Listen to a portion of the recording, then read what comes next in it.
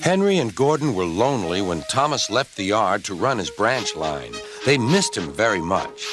They had more work to do and had to fetch their own coaches. The big engines thought they were too important to fetch coaches. James grumbled too. "We get no rest, we get no rest," they all complained. But the coaches only laughed. "You're lazy and slack, you're lazy and slack," they answered.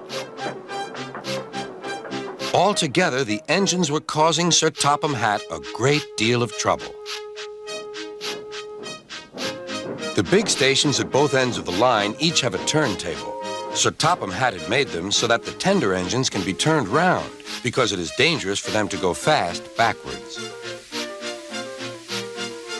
Little tank engines like Thomas don't need turntables. They can go just as well backwards as forwards. But to hear Gordon talk, you would have thought that Sir Topham Hatt had given him a tender just to show how important he was.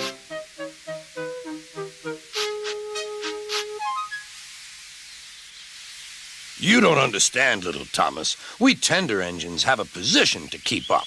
It doesn't matter where you go, but we are important. And for Sir Topham Hatt to make us do shunting, fetch coaches, and go on some of those dirty sidings, it's not the proper thing."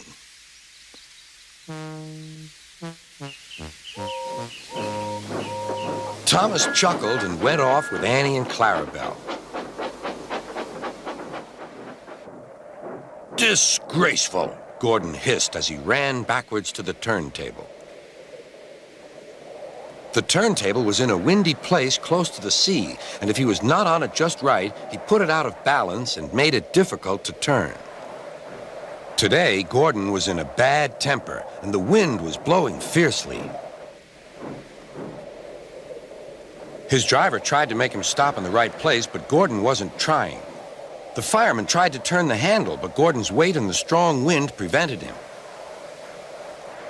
"It's no good," they said at last. "Your big tender upsets the balance. If you were a little tank engine, you'd be all right. Now you'll have to pull the next train backwards." "Look," called some boys. "There's a new tank engine." "Oh, it's only Gordon back to front." "Hello," called Thomas. "Playing tank engines? Sensible engine. Take my advice. Scrap your tender and have a nice bunker." Gordon said nothing.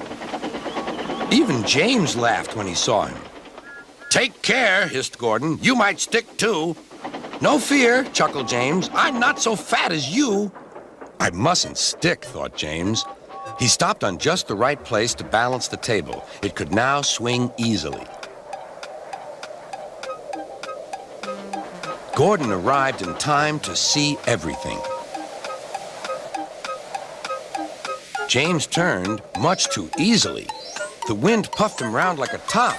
He couldn't stop.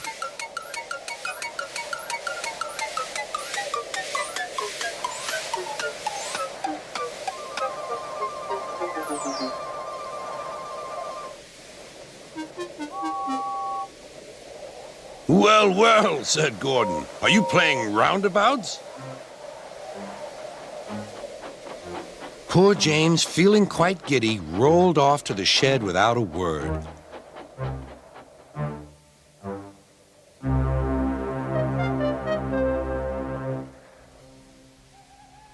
That night, the three engines had an indignation meeting. "It's shameful to treat tender engines like this. Gordon has to go backwards, and people think he's a tank engine. James spins round like a top, and everyone laughs at us. And to add to that, Sir Topham Hatt makes us all shunt in dirty sidings. Ugh!"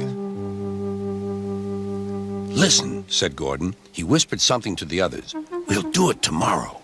Sir Topham Hatt will look silly." The engines had decided to go on strike.